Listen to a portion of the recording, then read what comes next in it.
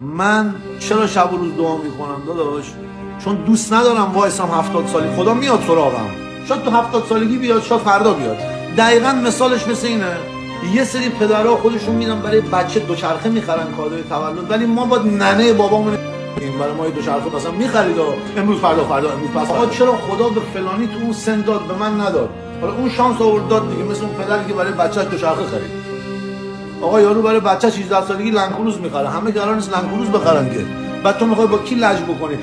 من تا 70 سالگی نمیخوام بشینم شاید بابای من برای من دوچرخه بخره. نه، من هر روز صبح و شب خدایا سلامتی به من بده، سلامتی رو بده، بقیه رو درست میکنم. آقا میخوای پول بدی، میخوای بوگاتی بدی، چه میدونم کلیه درد داشته باشم، آقا نمیخوام. وایسم اون بیاد، اون اومدی من سرطان گرفتم نیومد اون. سلامتی منو بده، بقیه رو خودم میسازم. خدا خودتی برادر، وجودته، تمام.